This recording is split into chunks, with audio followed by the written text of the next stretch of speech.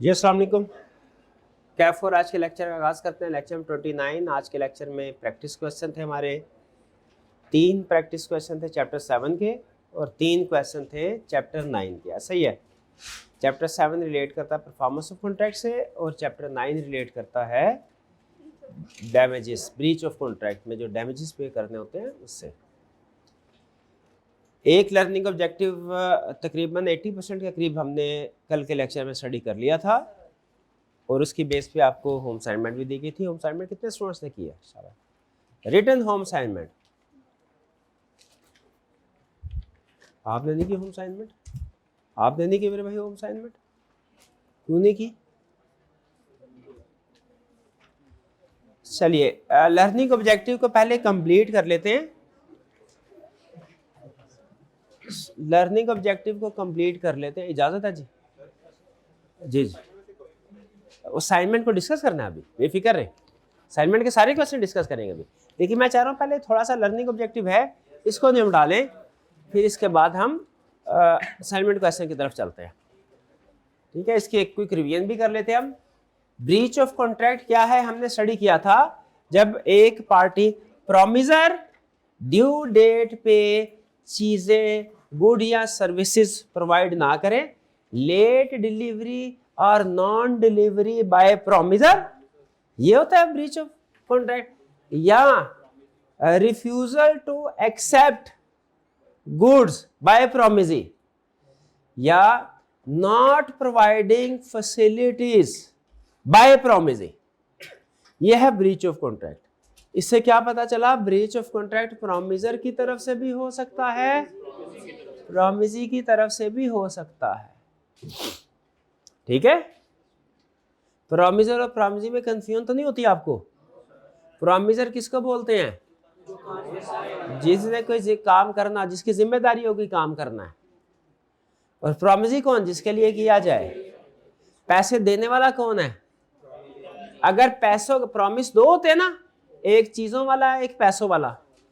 चीजों वाला प्रॉमिस हो तो प्रॉमिसर कौन है? जिसने गुड्स डिलीवर करनी है। और प्रॉमिसी कौन है? जिसको गुड्स डिलीवर की जाए। और अगर कैश वाले प्रॉमिस की केस स्टडी बनाए तो जिसने पैसे देने हैं वो कौन है? प्रॉमिसर। और जिसको पैसे दे जाने हैं प्रॉमिसी। इसका मतलब है प्रॉमिसर या प्रॉमिसी हम प्रॉमिस को सामने रख के डिसाइड करते हैं। ठीक है, चलिए डैमेजेस क्या होते हैं? अगर कोई पार्टी ब्रीच ऑफ कॉन्ट्रैक्ट करे, चाहे प्रॉमिसर हो या प्रॉमिसी हो, तो उसने इनोसेंट पार्टी को उसका जो नुकसान हुआ है वो अदा करना होता है। ब्रीच ऑफ कॉन्ट्रैक्ट की वजह से जो नुकसान हुआ वो अदा करना है, वो डैमेजेस कहलाते हैं। डैमेजेस की कितनी टाइप्स हैं? 3 types. Ordinary damages, special damages और इनडायरेक्ट या रिमोट डैमेजेस। ऑर्डिनरी डैमेजेस कौन से होते हैं? ऑर्डिनरी डैमेज, ये मैंने आपको कल कंसेप्चुअल बताया था। आज ये डेफिनेशन याद करने के लिए पढ़ते हैं। Ordinary damages compensate losses that naturally arise, naturally को अंडरलाइन करें, naturally arise from breach of contract in the usual course of business. Usual course of business को भी अंडरलाइन करें, करें करें करें अंडरलाइन। फिर इसके बाद कह रहा है these damages can be claimed even if not specifically mention, चाहे कॉन्ट्रैक्ट में मेंशन हो ये तो क्लेम होंगे। इनकी एग्जांपल क्या है कि अगर प्रॉमिसर ने चीजें सप्लाई नहीं की और हमें मार्केट से हाई प्राइस पे चीजें हासिल करना पड़ी, तो फिर वो जो प्राइस डिफरेंस है वो क्या होगा? वो क्या होगा? ऑर्डिनरी डैमेजेस होंगे। और रेगुलर प्रॉफिट फॉरगॉन, इसका मतलब क्या? बाजुकात ऐसा होता है कि प्रॉमिसर से हमने कहा है प्रॉमिसर जरा मशीनरी तो ला दो हमें। प्रॉमिसर मशीनरी लेके आया, प्रॉमिसर तो ठीक है, नहीं लेके आया तो ब्रीच ऑफ कॉन्ट्रैक्ट है। नहीं लेके आया तो वही मशीनरी हमें 5 लाख रुपए ज्यादा देके मार्केट से खरीद सकते थे, तो ऑर्डिनरी डैमेजेस क्या होंगे? 5 लाख। पहला केस। दूसरा केस, फर्ज करें वो मशीनरी मार्केट में अवेलेबल है ही नहीं, सिर्फ उसी सप्लायर से मिलती है। बात को ऐसा था ना, मोनोपोली का कंसेप्ट पड़ा होगा, बाज़ औक़ात एक ही फर्म सप्लाई करते हैं चीज़ें और की फर्म है ही नहीं, तो हमें 3 दिन इंतज़ार करना पड़ा, चीज़ आ गई थी कि 3 दिन के डिले के बाद। इसमें ऑर्डिनरी डैमेजेस क्या होंगे? प्राइस वही पे की जो एग्री हुई थी, लेकिन 3 दिन का डिले हुआ। 3 दिन डिले की वजह से हमारी फैक्ट्री बंद रही, तो क्या, तो जो प्रॉफिट हमने 3 दिन में कमाना था और नहीं कमा सके, वो क्या होगा? वो है ऑर्डिनरी डैमेजेस। वो है भाई ऑर्डिनरी डैमेज। समझ रहे हैं क्या है? अजीब बात, ऑर्डिनरी डैमेज तो नुकसान होता है, इसमें क्या नुकसान हुआ है? जो प्रॉफिट नहीं। अच्छा, यानी प्रॉफिट ना होना ये भी नुकसान होता है। प्रॉफिट ना होना ये भी नुकसान होता है। शाबाश, ये है लॉस ऑफ प्रॉफिट। क्या है? दूसरी एग्जांपल, हाँ, वो जो कुछ होगा पे होंगे, बिल्कुल पे होंगे। जो भी खर्चा हुआ है बिल्कुल होगा। जैसे उन्होंने कहा सर 3 दिन में प्रॉफिट कमाना था, वो नहीं कमाया, 3 दिन के लिए लेबर भी बेकार बैठी रही, तो क्या वो लेबर को जो पैसा वो भी करेंगे? ठीक है, वो डिपेंड करता है। लेकिन मेन कंसेप्ट समझ लें, एग्जाम में जो टेस्ट करेगा, मैं वही आपको एग्जांपल दे रहा हूँ। आगे जो सिलेबस में टेस्ट नहीं करता, मैं वो एग्जांपल नहीं दे रहा, वरना कंसेप्ट तो जाहिर आपको पता है, शुरू हो जाए जितना मर्जी डिटेल में बन। A supplier did not deliver vehicle, so the buyer bought from another seller at higher price and claimed the extra cost. हो सकता है क्या? ये कौन सा डैमेज है? Ordinary damage. Fourth, a contractor bought building material from another supplier at higher market price after the original supplier failed to deliver. वही example है। हायर प्राइस पे करे, चीजें नहीं मिली, हाई प्राइस पे करके हासिल की, तो हायर प्राइस डैमेजेस हैं। क्या कर रहा है? मुख्तलिफ एग्जांपल में एक ही कंसेप्ट सिखा रहा है। क्या कि अगर ड्यू डेट पे वो भाई चीजें नहीं लेके आ सके, तो हमने हाई प्राइस पे उन चीजों को मार्केट से खरीदा, वो क्या होगा?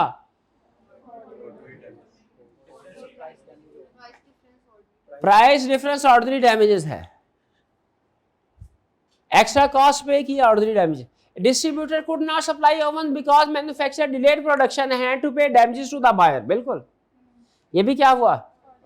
तो ये मुख्तलिफ केसेस में जो ऑर्डिनरी डैमेजेस की एग्जांपल है, वो उसने आपके सामने रखी है। आगे चले जी, स्पेशल डैमेजेस की तरफ आ जाए। ऑर्डिनरी डैमेजेस में अगर एग्जाम में पूछेगा, तो आपने कौन से अल्फाज लाजमी लिखने? नेचुरली और यूजुअल कोर्स ऑफ बिजनेस। और अपने कंसेप्ट बिल्डिंग के लिए हमने क्या रूल बनाया हुआ था? ऑर्डिनरी डैमेजेस कौन से हैं? कॉन्ट्रैक्ट की ब्रीच की वजह से उस कॉन्ट्रैक्ट में नुकसान हुआ, ऑर्डिनरी। और जो दूसरे कॉन्ट्रैक्ट में जैसे कि पेनल्टी वगैरह पे करनी पड़ी, वो स्पेशल डैमेजेस। और उन एग्रीमेंट में जो नुकसान हुआ, जो भी हुए ही नहीं थे, हाँ जी, रिमोट इनडायरेक्ट। स्पेशल डैमेजेस क्या है? Special damages cover losses that both parties knew about when the contract was made. Special damages कौन से है? Damages cover losses that both parties news. Both parties news को अंडरलाइन करें, और when the contract was made, इसको भी underline करें। Special damages कौन से हैं? वो वाले डैमेजेस जो दोनों पार्टीज को पता थे। कब? कॉन्ट्रैक्ट हुआ तब के कॉन्ट्रैक्ट होने के बाद। These damages are allowed only if special circumstances were clearly communicated at time of, यानी अगर ये कॉन्ट्रैक्ट करते हुए बताए गए तो फिर कम्युनिकेट होंगे, वरना कम्युनिकेट नहीं होंगे। डन? एग्जांपल्स क्या हैं? Loss or penalty on dependent contract if breach causes loss or penalty in another connected contract but was disclosed earlier, such loss or penalty can be, यानी एक दूसरे कॉन्ट्रैक्ट में नुकसान हुआ लेकिन वो पहले बता दिया था, हाँ, कि भैया इसकी बेस में दूसरा कॉन्ट्रैक्ट भी हो रहा। तो supplier new goods were needed for resale to another buyer, so losses from that resale contract could be claimed. Supplier को पता था कि भाई मैंने ये चीजें भाई एक मिस्टर ए को सप्लाई करनी है, मिस्टर ए ने आगे बी को सप्लाई करनी है। अब चीजें सप्लाई नहीं की, तो मिस्टर ए ने जो बी को जुर्माना दिया, वो जुर्माना सप्लायर को भरना है कि नहीं भरना? A contractor had to pay 50,000 penalty to third party because supplier delayed delivery and knew about the penalty risk. Knew, तो क्या होगा या नहीं होगा? क्लेम तो होगा। Special damages clear? Special damages में सबसे अहम चीज नोट कर ले, क्या? Knew when contract, both party knew when contract was made, बोले both parties knew when contract was made, both.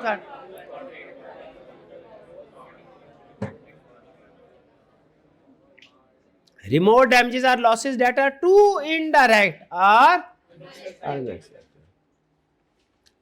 Such losses are never recoverable, चाहे बताएं चाहे ना बताएं। ऑर्डिनरी डैमेजेस हमेशा recoverable, special damages recoverable if communicated, और indirect never recoverable. Example क्या है? Loss of future projects, loss of future business opportunities or unexpected profits can not be claimed, future में जो कॉन्ट्रैक्ट होने थे उसका लॉस नहीं हो सकता। Publisher expected large profit from book sale but these expected profit can not be claimed as damage. Publisher था, agreement हुआ, ऑथर ने पब्लिशर को बोला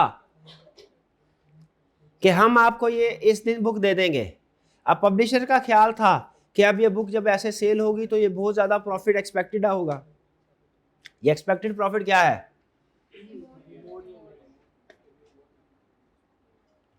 A buyer paid a penalty to another party but the supplier was not aware of this arrangement. Loss cannot be claimed. Clear? ये उसने example बता दी जी।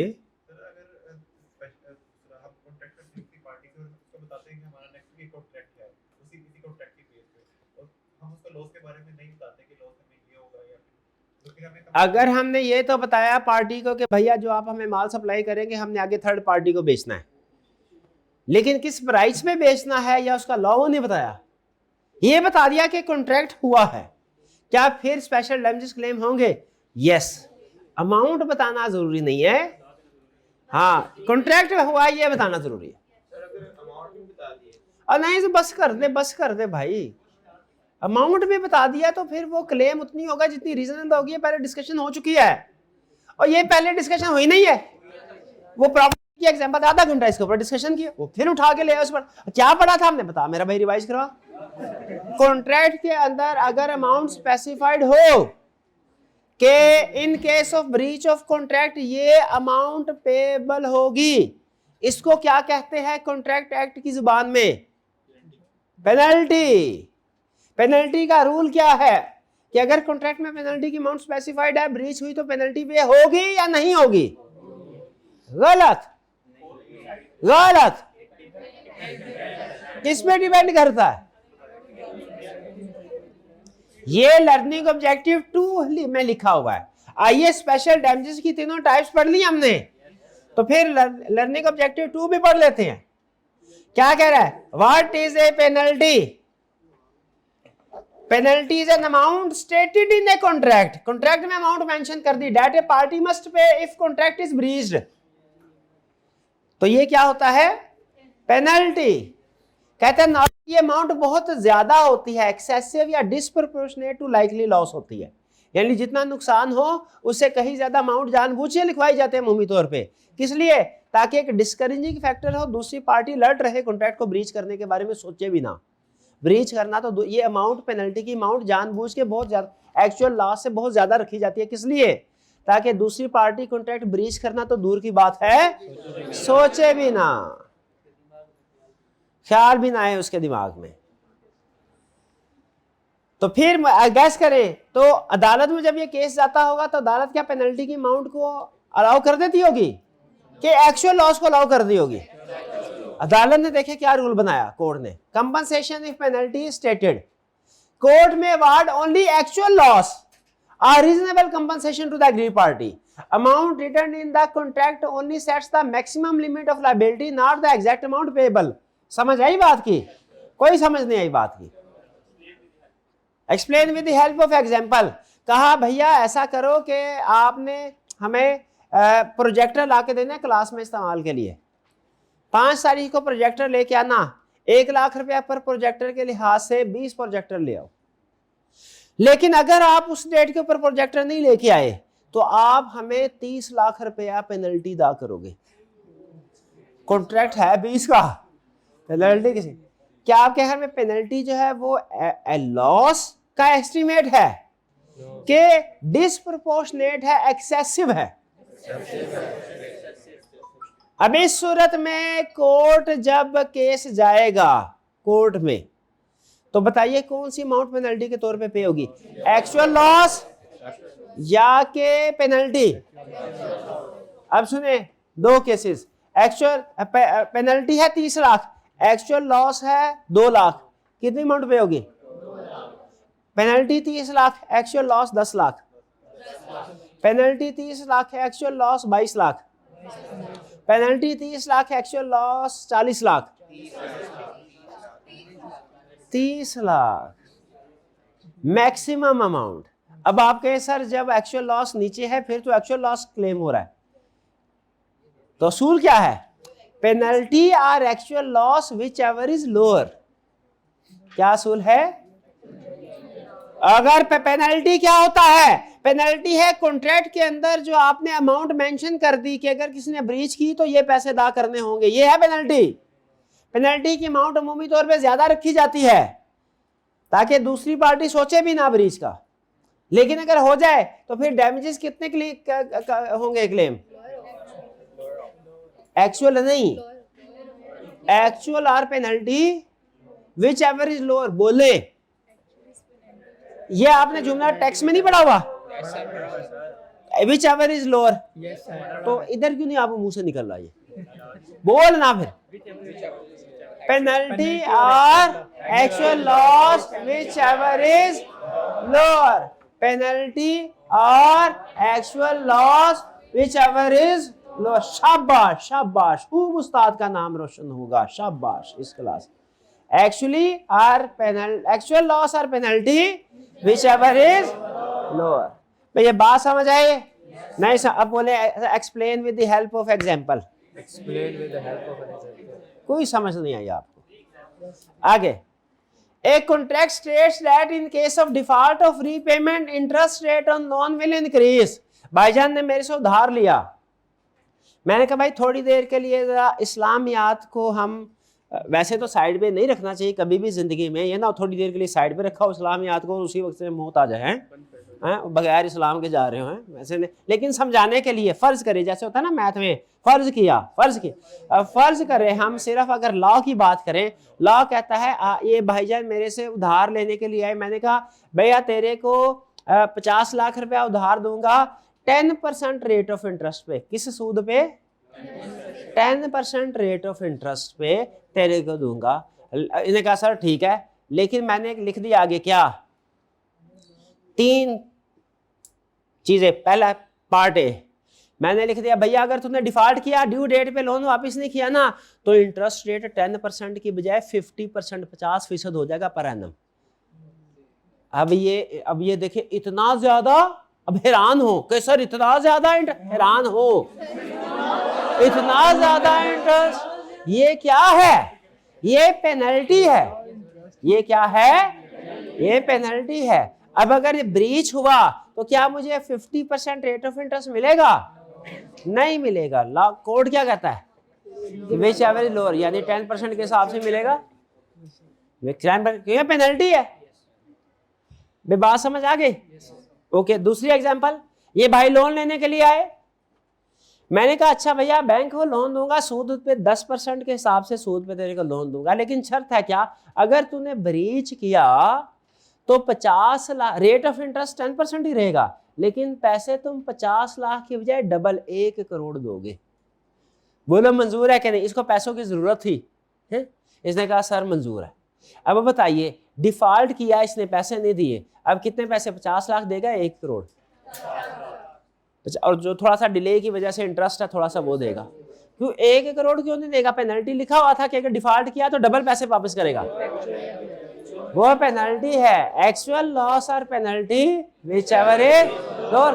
तो फिर जब पेनल्टी क्लेम ही नहीं होनी तो लोग लिखवाते क्यों है? सवाल ये है ताकि दूसरा बंदा सोचे भी ना, पर दूसरा बंदा कहता है लॉ मैंने भी पढ़ा है, मैं ना सिर्फ सोचूंगा बल्कि करूंगा। लॉ पढ़ने के फायदे है ना, उसे पता है अपने हकूक का। तीसरा केस, लोन लेने के लिए मैंने उसे कहा सूद पे तुझे लोन दूंगा 10% के हिसाब से, लेकिन शर्त है क्या, जिस दिन लोन की किस्त वापस ना आई उसी दिन मैं पूरी अमाउंट भी फौरी तौर पे तुमसे ले लूंगा, लोन भी, प्रिंसिपल भी उसी दिन पेएबल हो जाएगा। लोन लिया 5 साल के लिए, मैंने कहा हर महीने किस्त पहुंचाते जाना, इंटरेस्ट की, इंटरेस्ट हर महीने पहुंचाते जाना। लेकिन जिस दिन तुमने इंटरेस्ट का नागा किया जिस महीने, तो फिर मैंने 5 साल का इंतजार नहीं करना, सारे का सारा लोन इमीडिएटली पेएबल हो जाएगा। बताइए क्या ये पेनल्टी है या नहीं? ये पेनल्टी नहीं है, ये एहतियात है कि भाई जो इंटरेस्ट नहीं टाइम पे दे रहा उसे लोन कहां से देना टाइम पे। ये पेनल्टी नहीं है, इसकी इजाजत है, बाकी दो की इजाजत। 10% रेट ऑफ इंटरेस्ट 50% पे पहुंच जाए, पेनल्टी है, नहीं अलाउड। 50 लाख की अमाउंट पे करनी थी, डिफॉल्ट की वजह से 1 करोड़ का एग्रीमेंट हुआ, नहीं अलाउड। भाई कुछ समझ आया आपको? अच्छा, एक एक करके आया करें, एकदम से ना शुरू हो जाया करे। ए मेरा भाई,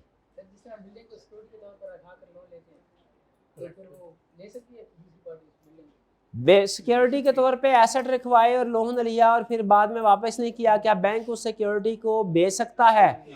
इसका जवाब है यस। आपने एग्रीमेंट में खुद इजाजत दी होती है उसको। ये पेनल्टी नहीं है, ये तो वो अपने पैसे रिकवर, अब अपने पैसे, आप उसके पैसे खा जाए, रिकवर भी ना करवाए, वो करवा सकता है। हाँ। और कोई सवाल पूछ ले, अभी बड़ा टाइम है, अभी और मजीद जाया कर सकते हो टाइम, कर दो। टाइम कहाँ है? असाइनमेंट की है, असाइनमेंट की है मेरे भाई ने, सारे सवाल किए। ओके शाबाश। अब भाई ये पेनल्टी बात समझ आई कि नहीं आई? अच्छा ओके, तो फिर बताएं, contract fixes compensation on breach but actual loss is lower, what is payable?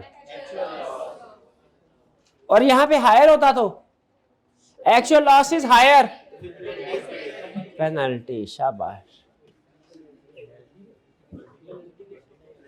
अगर कहा भैया एडवांस, प्रॉपर्टी का एडवांस दिया कि भैया प्रॉपर्टी खरीदनी है, बयाना कर लो हमारे साथ, उसके बाद पैसे अरेंज नहीं कर सके, हमने कहा भैया प्रॉपर्टी की डील कैंसिल समझो, हमारे पैसे वापस कर दो। उसने कहा नहीं, एग्रीमेंट में लिखा था क्या, फॉरफिट कर देंगे, कब्जा कर लेंगे, बस एडवांस गया।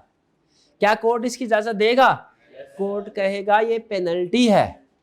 क्या कहेगा?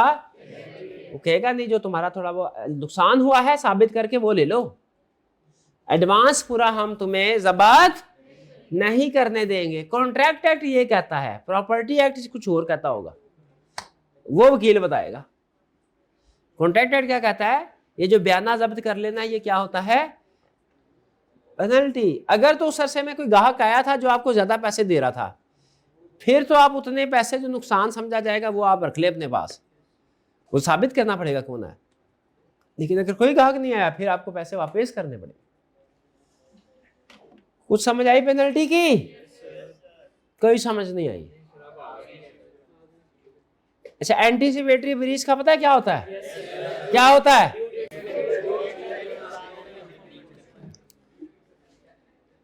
ड्यू डेट से पहले ही ना कर देना। तो ये ब्रीच है। अच्छा, इसके ऊपर क्या ऑप्शन होती हैं? 2 ऑप्शन है। नंबर 1, उसी दिन जिस दिन एंटीसिपेटरी ब्रीच हुई है उसी दिन भी एक्शन ले सकते हैं, या वेट कर सकते हैं ड्यू डेट का। दोनों कर सकते हैं। वेट करना है तो वेट कर लें, उसी दिन एक्शन लेना है तो उसी दिन एक्शन ले लें, आपकी मर्जी। अच्छा, ये है कि कंसेप्ट मिटिगेशन ऑफ लॉस। बताइए क्या ऑर्डिनरी डैमेजेस पता चला आपको क्या है, और स्पेशल डैमेजेस पता चल गया क्या है, इनडायरेक्टली मोर डैमेजेस पता चल गया। ऑर्डिनरी डैमेजेस में सबसे अहम लफ्ज कौन सा था?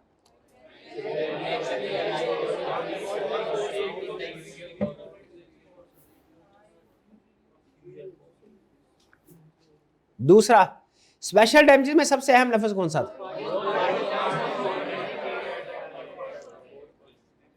अब सुने, mitigation of loss. Mitigation of loss का मतलब क्या है? मिटिगेशन ऑफ लॉस का मतलब है कि अगर आप एग्रीड पार्टी हो, आपको कोई नुकसान हुआ है, तो आपने उस नुकसान को कम से कम करने की कोशिश करनी है। फर्ज कीजिए हमारा था हम बेच रहे थे तरबूज बेच रहे थे।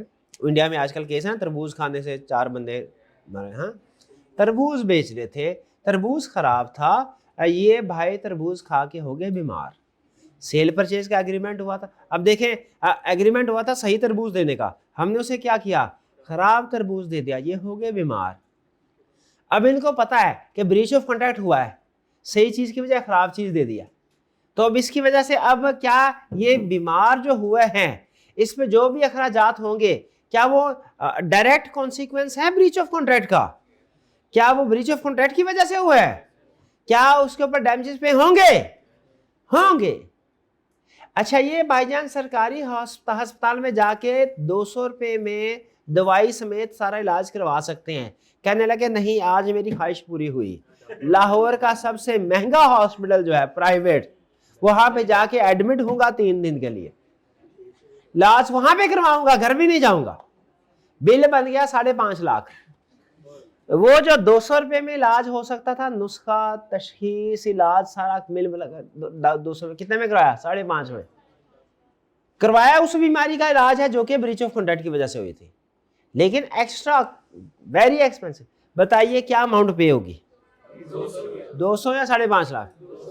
200 लाख। क्या कहता है इसमें असूल? क्या असूल ये है कि एग्रीड पार्टी की जिम्मेदारी है कि जहां तक हो सके लॉस को मिनिमाइज करने की कोशिश करे, जहां तक हो सके लॉस को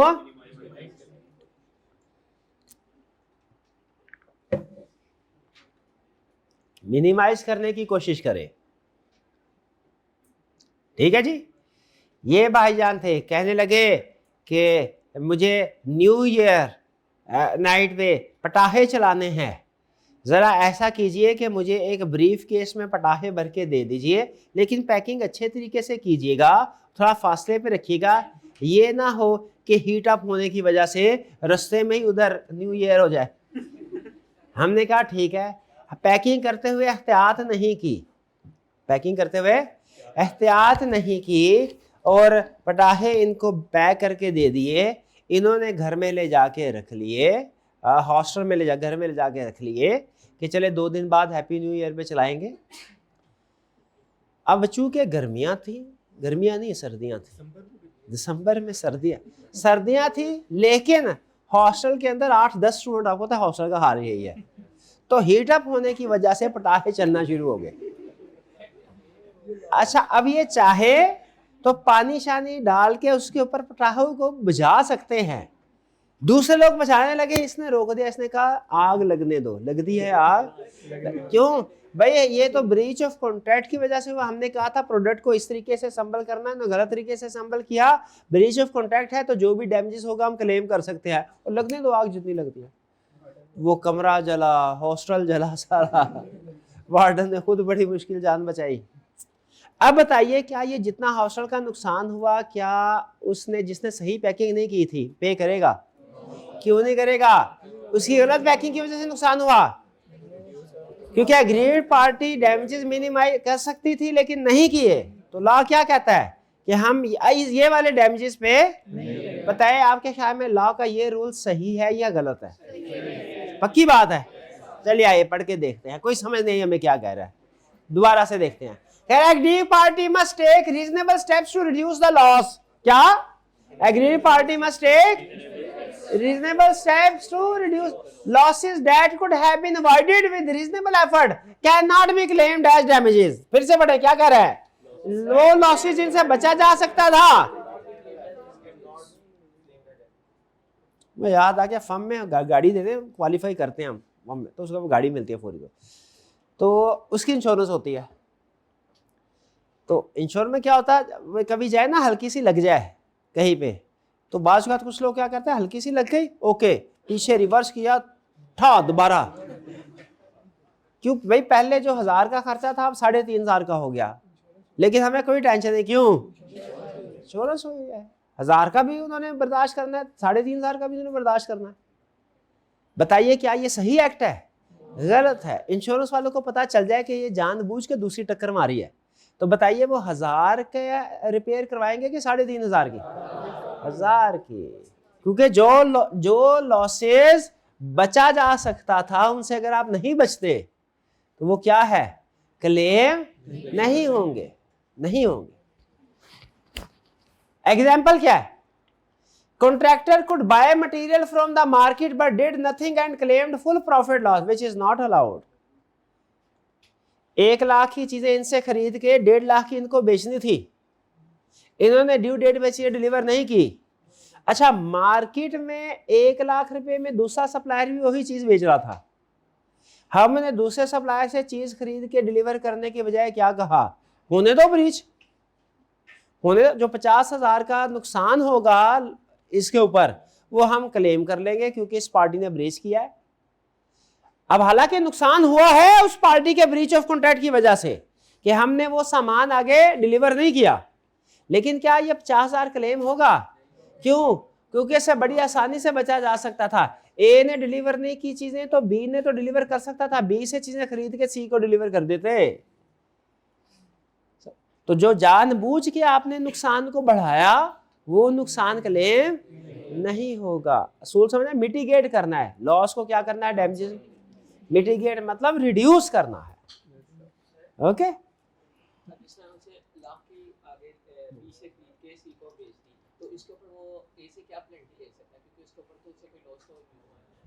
उन्होंने कहा सर अगर ए ने चीजें हमें सप्लाई करने थे, उसने सप्लाई नहीं की, ब्रीच ऑफ कॉन्ट्रैक्ट किया, हम 1 लाख रुपए में ही वही चीज बी से खरीद के आगे सी को दे दें तो ए को क्या पेनल्टी पे करनी पड़ेगी?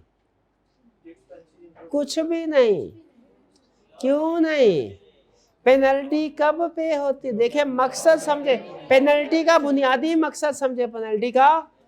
पेनल्टी का मकसद रॉन्ग डूअर को पेनलाइज करना नहीं है, पेनल्टी का मकसद एग्रीड पार्टी को कंपनसेट करना है।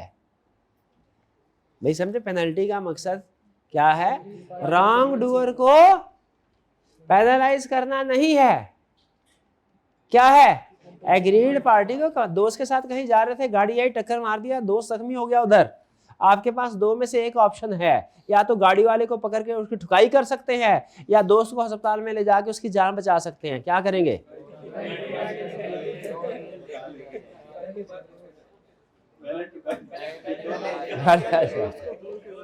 बताइए, रॉन्ग डूअर को पेनलाइज करना ज्यादा अहम है कि एग्रीड पार्टी को कंपनसेट करना ज्यादा अहम है? सेट करना ज्यादा है। यही असूल इधर है। नंबर नोट करेंगे, हाँ शाहबाज। तो यहां पे याद रखिए, इसलिए हालांकि ब्रीच ऑफ कॉन्ट्रैक्ट किया है लेकिन जब नुकसान ही नहीं हुआ, जब नुकसान ही नहीं हुआ तो क्या कोई डैमेजेस पे होंगे? और नहीं होंगे, नहीं होंगे। कुछ समझ आ रही है बात क्या नहीं आ रही? नहीं आ रही, नहीं आई बात समझ। Explain with the help of case studies. अब क्या कहे? Explain with the help of. पहले मैं देख लूं चैप्टर की सारी चीजें निमट गई है, आप भी एक नजर देख लें। बट ठीक है, ये चीट शीट आपने पढ़ लेनी है। कंपनसेशन में बट ठीक है, ओके ओके, निमट गई निमट गई निमट गई। क्या करना है? हाँ, अब ये केस स्टडीज करनी है हमने, तो आइए स्टार्ट करते हैं। पहले इस चैप्टर के क्वेश्चन करने हैं कि प्रीवियस के? इसी के। चले फिर क्वेश्चन 9, सारिया ट्रेडर्स सरिया ट्रेड, चलो सरिया ट्रेडर कर लो भाई, सरिया सुरैया ट्रेडर्स पहले require. Under the provisions of Contract Act 1872, explain the rights available to KC under the above situation. और KC के पास क्या rights हैं बताओ? Assume time was the essence of the contract. खुद से बता, जब खुद से बता दिया तो क्या हमने सोचना है कि टाइम एसेंस है कि नहीं? जो चीज खुद से बता दी उस पर नहीं सोचने का। वैसे एसेंस है, बोल दिया एसेंस है तो टाइम एसेंस है। हाँ, अगर नहीं बताया तो फिर हम अंदाजा लगाते। Sariya traders agree to supply building material to Khwaja contractors KC on 10 September 2020 for the construction of charitable hospital in district Malir. However, the due date ST failed to fulfill their obligation. Sariya traders ने बोला था कि हम माल सप्लाई करेंगे, due date पे माल supply, non delivery of goods. बताइए पहली बात, breach of contract by promisor या प्रोमिसी? ब्रीच ऑफ कॉन्ट्रैक्ट किसने किया? एसटी ने किया कि केसी ने किया? केसी के पास क्या राइट्स हैं? ना पहला, contract becomes voidable at the option of KC. फिर दूसरा, अगर वो रिसेंड करता है तो डैमेजेस क्लेम कर सकता है। तीसरा पॉइंट क्या होगा? एक्सेप्ट करता है तो वो भी डैमेजेस क्लेम कर सकता है, लेकिन नोटिस देगा। शाबाश, फिर से ये नोटिस, ये अच्छा लगा मुझे, नोटिस देगा तो फिर से शाबाश। 3 पॉइंट्स, पहला पॉइंट क्या बताया? अवॉइडेबल। दूसरा क्या बताया? एक्सेप्ट कर सकता है, सॉरी एक्सेप्ट नहीं करेगा तो डैमेजेस क्लेम कर सकता है, और एक्सेप्ट करेगा, तीसरा पॉइंट, एक्सेप्ट करेगा तो भी डैमेजेस क्लेम कर सकता है। लेकिन फिर से ब्रीच ऑफ कॉन्ट्रैक्ट हुआ, एग्रीड पार्टी के पास क्या ऑप्शन है? पहली option, contract becomes voidable at the option of aggrieved party KC. दूसरी ऑप्शन क्या है? KC can rescind the contract and claim damages. तीसरी ऑप्शन क्या है? KC can accept the delivery, late delivery, या can continue the contract provided he gives notice at time of acceptance of goods। कि उस दिन नई चीजें दी तो बाद में तो दे सकता है। लेट डिलीवरी, नॉन डिलीवरी का मतलब है, या लेट डिलीवरी का मतलब है ड्यू डेट पे चीजें नहीं भेजी, बाद में चीजें दे दी। भैया तीनों पॉइंट समझ आए? पहले अवॉइडेबल, फिर उसके बाद एक दफा कैंसल की बात करते, एक दफा कंटिन्यू की बात करते। पूछना उससे नहीं, उसको कह रहे हो कि सर से पूछो, है ना? ओके ओके, नहीं खुद पूछना है तो पूछ लो मेरे से, फैसला करो, उससे पूछना है मेरे से पूछना है। Okay okay. B, what would be your answer in B?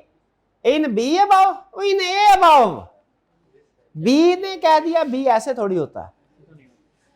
In A above, if KC had to procure building material from another supplier at a price higher than the price agreed with ST and also had to pay penalty of rupees 50,000 to the owner of hospital for construction delay, क्या होगा? क्या होगा? B में क्या होगा? Actual loss claim होगा। वो कितना है?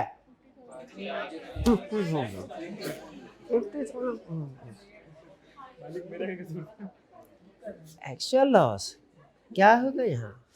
जो डिफरेंस है वो क्लेम होगा कि नहीं होगा? ऑर्डिनरी है। हाँ, ये हुई ना बात। और जो डिफरेंस, इसमें 2 डैमेजेस हैं। इसमें कितने हैं? 2 डैमेजेस हैं। एक है कि at a price higher than price agreed, अच्छा ये अलग है। एंड आल्सो का मतलब है अगले वाला अलग है। वो ये नहीं कह रहा कि मैंने 50,000 एक्स्ट्रा पे किया है, वो कह रहा है मैंने कुछ पैसे एक्स्ट्रा पे किए हैं मटेरियल खरीदने के सब, और कुछ हॉस्पिटल वाले को पैसे 50,000 अलग पे किए हैं। एक्स्ट्रा प्राइस हायर जो प्राइस पे किया वो अलग है, और जो पेनल्टी पे किया है थर्ड पार्टी को वो अलग है। इसको ध्यान से पढ़ें, इसमें एक नहीं 2 डैमेजेस हैं। एक नहीं 2 डैमेजेस हैं। एक कौन सा डैमेजेस है? एक्स्ट्रा प्राइस पे की। दूसरा कौन सा डैमेज है? पेनल्टी पे की थर्ड पार्टी को। भाई बात समझ आ रही है? इसमें एक नहीं 2 डैमेज है। कौन कौन से? एक कौन सा? ऑर्डिनरी डैमेजेस, जो कौन सा है? एक्स्ट्रा प्राइस पे की। दूसरा कौन सा है? स्पेशल डैमेजेस, वो कौन से हैं? पेनल्टी। तो बताइए कौन सा क्लेम होगा? पहले ऑर्डिनरी डैमेजेस बताए, वो क्लेम हो सकता है। किस शर्त में? क्योंकि सर वो उसी कॉन्ट्रैक्ट की वजह से। और स्पेशल डैमेजेस पेनल्टी पे हो सकते हैं। ये सही, जब तक नहीं बताओगे हाथ नहीं छोड़ूंगा। अगर कम्युनिकेट हुए तो कर सकता है, वरना नहीं। अगर नहीं कर सकता नहीं, जब तक सही नहीं बताओगे नहीं छोड़ूंगा। It depends at the time of contract. Communicate करना है कब करना है? टाइम ऑफ कॉन्ट्रैक्ट, बाद में नहीं करना। भाई कुछ समझे कि नहीं समझे? क्लियर, निपटाएं इसको, आगे चलें। ऑर्डिनरी और स्पेशल डैमेजेस दोनों समझ आ गए? बस अभी तो डिस्कशन शुरू हुई है बस। सलीम भाई की बात सुने। Under the provisions of contract act 18 analyze the above situation and comment whether Saleem is entitled to receive any compensation from PL. Analyze the above situation का मतलब क्या है कि बताना है ये किस चैप्टर का कौन सा टॉपिक है। एनालाइज करो कौन सा टॉपिक है, किस चैप्टर का, और फिर क्या बताओ, क्या सलीम को कोई कंपनसेशन पीएल से मिलेगी कि नहीं। सलीम कौन है पता नहीं, पीएल कौन है पता नहीं। आइए जरा देखते हैं। सिचुएशन को पहले एनालाइज कर लें, पढ़ के डिसाइड कर लें इसमें हुआ क्या है, हक और बातिल को अलग अलग कर दे। कह रहा है Salim entered into a contract for the purchase of 5 vehicles from phony private limited PL which were to be delivered in the month of February. किसने किसको प्रोवाइड करने थे? सलीम ने कॉन्ट्रैक्ट किया फॉर परचेज, तो मतलब परचेज कौन कर रहा है? Salim. Salim also entered into another contract for onward sale of these vehicle to Jabbar Limited. Salim ने क्या कहा? इस हाथ ले उस हाथ दे। सलीम ने कहा पीएल से ले जेएल को दे। सिचुएशन समझे? सलीम ने क्या कहा? पीएल से ले जेएल को दे। However, PL refused to deliver the vehicle as contracted. PL ने कहा कोई व्हीकल नहीं, भाग जाओ। Saleem had to buy the vehicle from another supplier at an extra cost of rupees 2 million. Extra cost of underline करें, extra cost 2 million for supplying these to it. Saleem ने 2 million extra खर्च करके चीजें खरीद ली, लेकिन Saleem also had to pay compensation of rupees 0.6 million to JL due to delay in supply. Delay की वजह। तो सबसे पहले तो कमेंट एनालाइज करें बब सिचुएशन में क्या हुआ। इसमें पीएल की तरफ से ब्रीच ऑफ कॉन्ट्रैक्ट है, इसीलिए जो सलीम का राइट है कि डैमेजेस रिकवर कितने और कौन से 2 मिलियन ऑर्डिनरी डैमेजेस की मद में कवर कर सकता है और 0.6 मिलियन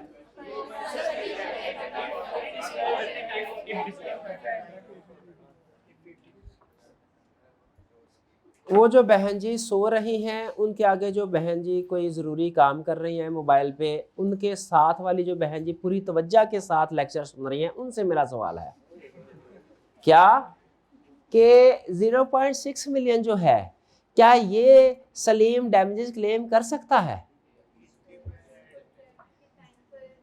हाँ शाबाश। अगर कम्युनिकेट किया गया था, क्योंकि ये स्पेशल डैमेजेस है, तो अगर ये कम्युनिकेट किया गया था एट टाइम ऑफ कॉन्ट्रैक्ट फिर तो क्लेम हो सकता है, वरना ऑर्डिनरी डैमेजेस कितना है 2 मिलियन, वो हर सूरत में क्लेम हो सकता है। और स्पेशल डैमेजेस कितना है 0.6 मिलियन, वो कब कम्युनिकेट क्लेम होगा? शाबाश, हाथ मिला। अब नहीं छोड़ना जब तक सही नहीं बताएगा। कब का हो सकता है? जब communicate at time of contract. शाबाश, कम्युनिकेट किया गया हो कब? ये बात लाजमी लिखनी, आधा नंबर नहीं देगा वो। At time of special damages में एट टाइम ऑफ कॉन्ट्रैक्ट जरूर लिखना है, कम्युनिकेट। भाई ये क्लियर हो गया? इसमें कोई और प्रॉब्लम? आगे चलें।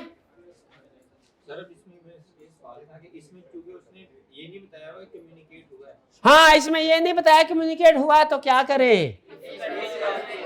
इफ करें। क्या करें? इफ करें। इफ डिपेंड्स नहीं, इफ क्या करना है? जब क्वेश्चन में बताया नहीं होगा कम्युनिकेट के नॉट कम्युनिकेट, तो क्या करना है? इफ करके। हाँ, दोनों बातें लिखनी है, चाहे इफ करके लिखे चाहे उफ करके लिखे, लिखना तो पड़ेगा दोनों बातें कि अगर कम्युनिकेट किया था तो क्या होगा, नहीं किया तो फिर नहीं क्लेम होना, कम्युनिकेट किया था तो फिर होगा। आइए, ये गोल्डन फूड्स क्या कहते हैं? रिक्वायरमेंट बिल्कुल कह रहे हैं under the provisions of contract act 1872 discuss the rights of RGS in the above situation assuming that time was the essence of the खुद से बता दिया, हमें अपना दिमाग लगाने की जरूरत है कि नहीं? नहीं बताया होता फिर अपना दिमाग लगाते कि टाइम एसेंस है या नहीं है, या तो दिमाग लगाते फिर भी समझ ना आता तो इफ करके आंसर कर देते, लेकिन अगर दिमाग लगा के समझ आ जाता तो फिर उसी के मुताबिक आंसर करते। टाइम एसेंस, ओके राइट्स बताओ। टाइम पता नहीं आरजीएस कौन है, पढ़ते हैं। Golden foods GF agree to supply 2500 cans to Riyaz grocery store RGS. Golden foods ने एग्रीमेंट किया 2500 कैन आरजीएस को। According to agreement the date of delivery was 31 August 2017। However, on the due date, GF refused to supply the cans. Due date पे GF ने refuse कर दिया कि भैया हम सप्लाई। तो ये क्या है? ये तो मुझे लगता है हम पहले कर चुके हैं। ये शाबाश शाबाश, ये मुझे बताएंगे ये भाई। शुआएं नहीं जा रही आप तक, इतनी दूर तक नहीं जा। ओके ये आ गई, ये भाई बताएंगे। मेरा भाई बता जरा क्या होगा यहाँ पे। जीएफ ने आरजीएस को कहा था तेरे को सप्लाई करेंगे 2500 कैन, और ड्यू डेट पे मुकर गए। आरजीएस के पास क्या ऑप्शंस हैं? डैमेजेस क्लेम कर सकता। शाबाश, समंदर को कूजे में बंद कर दिया। लोग दरिया को कूजे में बंद करते हैं, भाई ने समंदर पूरा सवाल ही 2 लाइनों में 2 लफ्जों में निपटा दिया। तो भाई तरतीब से चल मेरा भाई, 3 नंबर लेने हैं कि आधा नंबर लेना है? तो पूरी बात करना, 3 बातें तो करो। क्या होगा? और पहले ड्यू डेट पे अगर नहीं सप्लाई किया, स्टार्ट कहां से करें? वाइड नहीं हो जाएगा? Voidable eight the option of GF और आरजीएस। आगे फिर इसके बाद पहला पॉइंट हो गया कॉन्ट्रैक्ट वाइडेबल और द ऑप्शन आरजीएस। दूसरा हाँ, वो डैमेजेस क्लेम कर सकता है और रिसेंड करके डैमेजेस क्लेम कर सकता है। और तीसरा क्या? वो वेट कर सकता है लेट डिलीवरी का, और लेट डिलीवरी को भी एक्सेप्ट कर सकता है। हाँ, लेकिन इस सूरत में डैमेजेस तभी मिलेंगे नोटिस देगा।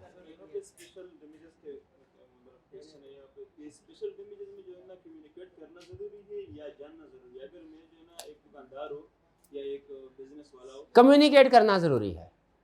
स्पेशल डैमेजेस में उन्होंने कहा कम्युनिकेट करना जरूरी है कि जानना जरूरी है? कम्युनिकेट करना जरूरी है। कम्युनिकेट यानी क्लियरली बताना चाहिए, ये नहीं समझना चाहिए कि अज्यूम है। B, what would be your answer? भाई पहला समझ आ गया आपको? पहला वही है जो अभी थोड़ी देर पहले किया था हमने 3 नंबर के साथ। ये वॉइडेबल है, रिसेंड भी कर सकता है, कंटिन्यू भी कर सकता है। रिसेंड करेगा तो डैमेजेस मिले ही मिले, कंटिन्यू करेगा तो डैमेजेस मिलेंगे अगर एट टाइम ऑफ। भाई क्लियर हो गया? ये कंटिन्यू इसलिए कर सकता है, हो सकता है लेट डिलीवरी दे दे। सवाल इनका है उसने जब ना कर दिया तो कंटिन्यू क्योंकि लेट डिलीवरी दे दे। ठीक है, नॉन डिलीवरी या लेट डिलीवरी को इकट्ठा ही आप ट्रीट करें। B, what would be your answer to A if GF supplied the cans on 12 September 2017 and RGS accepted? वही बात आ गई ना, अगली बात वही बात। But suffered a loss on account of delayed supply. तो क्या है? लेट सप्लाई की है, डैमेजेस क्लेम कर सकता है। हाँ, at time of acceptance of delivery notify करना पड़ेगा कि डैमेजेस क्लेम कर रहे हैं। कुछ समझ आई? तो इसमें आपने देखा कि वो जब डिलीवरी नहीं देता तो वो प्रोमिसी के पॉइंट ऑफ व्यू से पूछ रहा है कि प्रोमिसी के पास क्या राइट्स होंगे। ये वाला कंसेप्ट आपने पक्का करना है कि ड्यू डेट पे अगर गुड्स डिलीवर ना की जाए तो फिर प्रोमिसी के क्या राइट्स होंगे। ये कंसेप्ट उसने बार बार पूछ रहा है, ये पक्का हो। कौन सा कंसेप्ट पक्का हो? कुछ नहीं पता।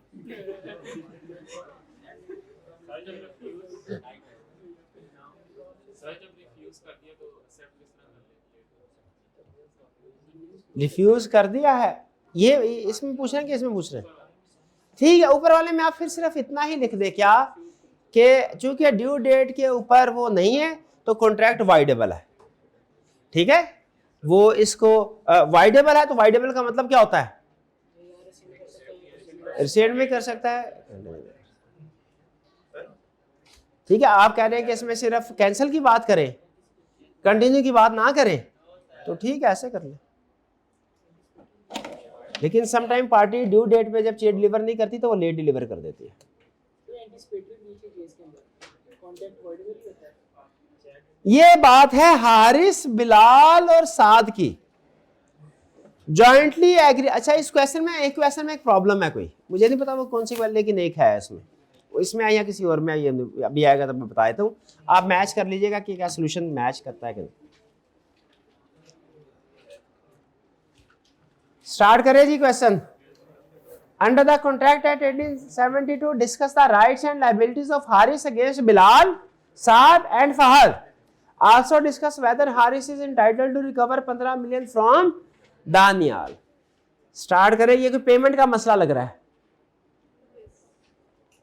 कह रहा है Haris, Bilal and Saad jointly agree to construct a 2-story building for Daniyal who promise to pay ₹15 million to them jointly upon completion. जरा ये जॉइंटली को अंडरलाइन करेंगे। कौन से वाला केस बन गया? जॉइंट प्रॉमिस वाला। रूल्स ऑफ जॉइंट प्रॉमिस लगेंगे कि नहीं लगेंगे?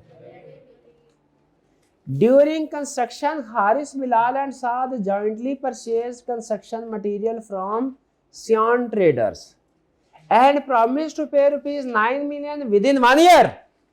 तो हारिस, बिलाल, साद ने सिटी के साथ एग्रीमेंट किया और कहा भैया हम तेरे को 9 मिलियन 1 साल में दे देंगे। Before payment due Saad died leaving assets worth rupees, तो ये लेटेस्ट ट्रेंड का क्वेश्चन है। ओहो, leaving assets worth ₹2 million to his legal heirs।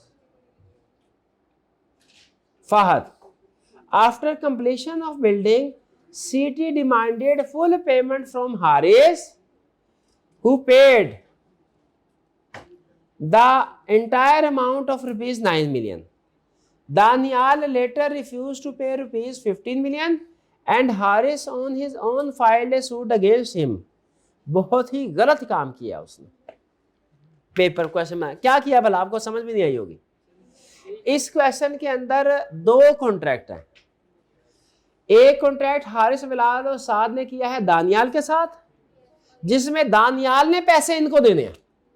तो ये जॉइंट प्रॉमिस ही हैं दानियाल वाले एग्रीमेंट में।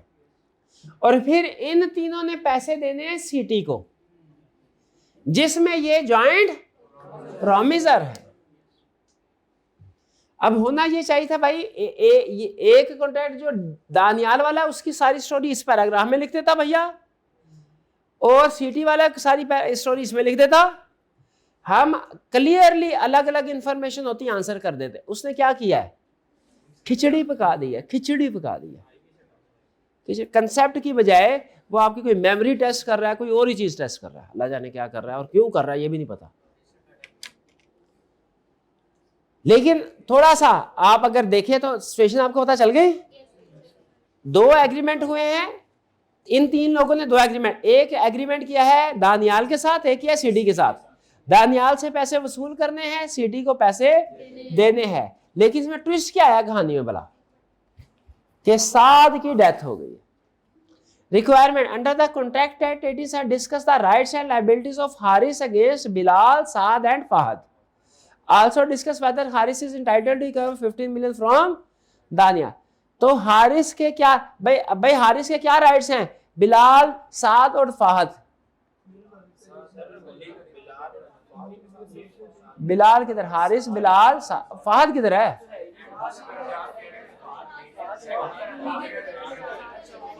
अच्छा, legal heir Fahad. Okay okay okay okay okay. हाँ, जिनका नमाज का टाइम, सबके नमाज का टाइम हो गया। इसको कंप्लीट कर लेते हैं। इसके बाद यहाँ पे 2-3 अगर आप जानना चाहें तो जा सकते हैं, ठीक है। यूट्यूब पे लेक्चर अपलोड होना ही होना है।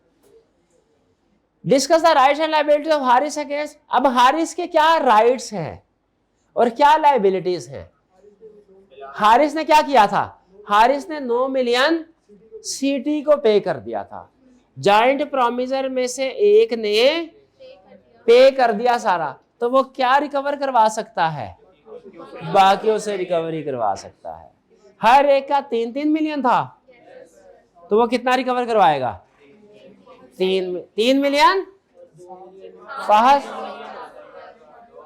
और 3 मिलियन बिलाल से, ठीक है। और भाई एक तो वो खुद हो गया, एक तो वो खुद हो गया हारिस, ठीक है। अब रिकवरी के बिलाल, तो रिकवरी किससे करानी है? बिलाल से, साद से, 3 लोगों से, ठीक है। तो क्या आगे पीछे हो गया? ठहर लो।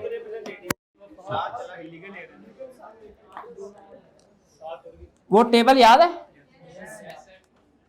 क्या था यहाँ पे? हाँ जी, पेपर में बिल्कुल बना सकते हैं, इसीलिए आपको बना के दिया गया। सबसे ऊपर क्या था? लायबिलिटी कितनी है सबकी? 1 2 3। कौन कौन है? हारिस, बिलाल, साद जो उसकी जगह पे आया था, ठीक है। वही साद को छोड़ दे, फाहद बाकी है। साद तो बेचारा फोत हो गया। फाहद डन। हर एक की लायबिलिटी कितनी है? 3 लाख।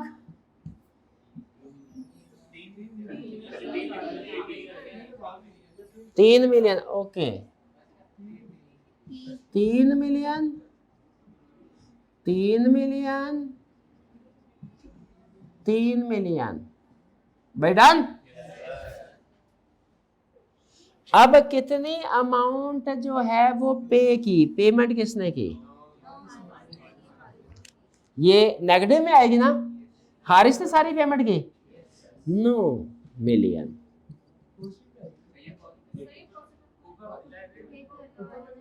डायग्राम के अंदर ये नेगेटिव में है, पॉजिटिव आ गया 9 में। यहां पे इन्होंने कोई पेमेंट नहीं की। कोई बैड डेट हुआ है?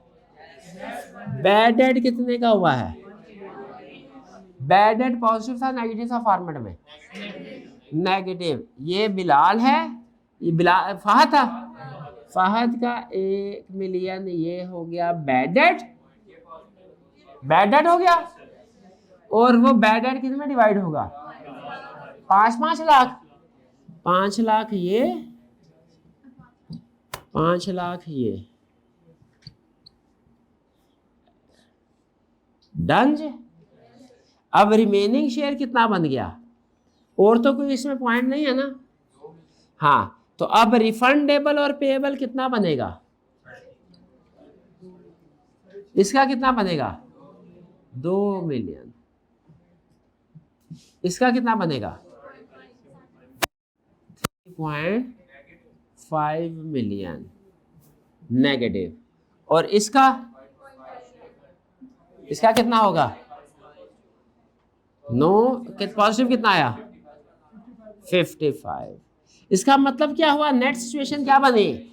हारिस को 5.5 मिलियन मिलेगा, जिसमें से 3.5 मिलियन बिलाल देगा और 2 मिलियन फहद देगा। ये स्ट्रक्चर समझ आया?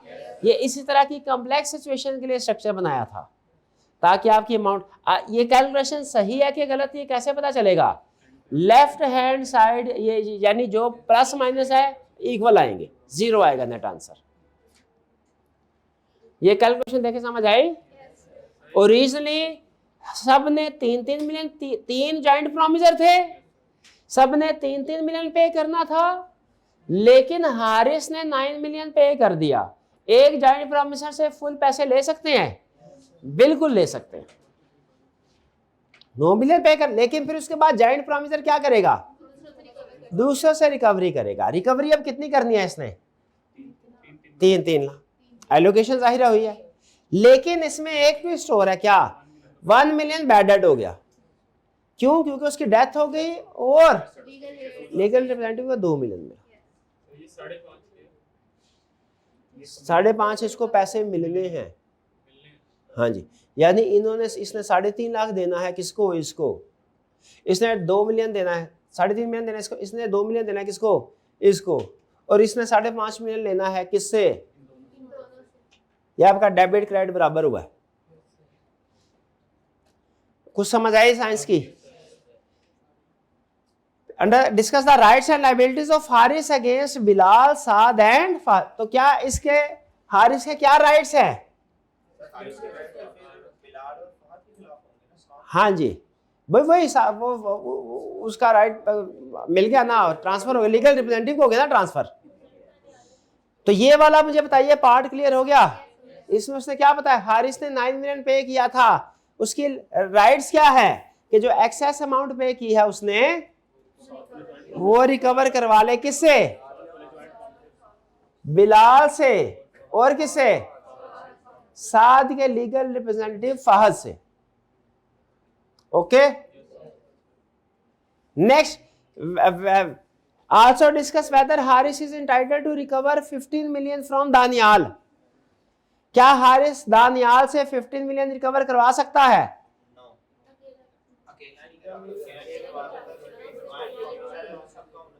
दानियाल से पैसे लेने थे तो क्या से रिकवर करवा सकता है? नहीं। क्यों नहीं रिकवर करवा सकता? हाँ जी, क्योंकि याद रखिएगा एक कंसेप्ट है कि क्या जॉइंट प्रोमिसेस, इस केस में अब देखिए 2 एग्रीमेंट है ना, इसमें एक चीज किस चीज का ध्यान रखना है, 2 एग्रीमेंट, एक दानियाल के साथ अलग है और सीटी के साथ अलग है। सीटी वाले एग्रीमेंट में ये जॉइंट प्रोमिसर थे और दानियाल वाले एग्रीमेंट में जॉइंट प्रोमिसी है। क्यों क्या एक सिंगल प्रोमिसी पेमेंट ले सकता है?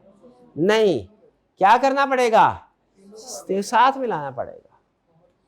फिर क्योंकि पेमेंट डिमांड करने के लिए या वसूल करने के लिए जॉइंट प्रोमिसेस का इकट्ठा होना जरूरी है। लिख लें, पेमेंट डिमांड करने के लिए या वसूल करने के लिए जॉइंट प्रोमिसेस का इकट्ठा होना जरूरी है। पेमेंट डिमांड करने के लिए या वसूल करने के लिए जॉइंट प्रोमिसेस का इकट्ठा होना जरूरी है। बहन लिख लो, 3 दफा बोल दिया, अभी आपने एक लफ्ज भी नहीं लिखा। लिखा हुआ है, मैंने ये लिखवाया था कल। अच्छा, दोनों बातें लिखाई थी। क्या जॉइंट पेमेंट वसूल करने के लिए या डिमांड करने के लिए, दोनों बातें लिखाई थी। जॉइंट में इकट्ठा होना जरूरी है, लेकिन पेमेंट ऑफर करने के लिए, हाँ, प्रॉमिस है सिर्फ एक को भी ऑफर करे तो काफी है। ऑफर हो रहा है, ठीक है। तो यहां पे बताया क्या वो डिमांड कर सकता है अकेला? क्या करना पड़ेगा? हाँ, सारे मिलके सू कर दे, शाबाश। तो वो क्या हो जाएगा? वो हो जाएगा सू सू सू। हाँ, ऐसे हो जाएगा कि सारे मिलके एक ही सू करेंगे कि अलग अलग सू। हाँ, जॉइंट होगा, शाबाश शाबाश, एक ही सू होगा, सब इकट्ठे मिलके। Okay, done done done. हाँ जी, और कोई क्वेश्चन? कोई क्वेश्चन? चले कोई बात नहीं, दफा से और कोई क्वेश्चन नहीं है? थोड़ा सा का टाइम दे दे, देखिए वो लेक्चर तो अपलोड हो रहा है, निपटा देते हैं। टैक्स का लेक्चर क्या करेंगे? टैक्स पढ़ के छोड़े, गोली मारे।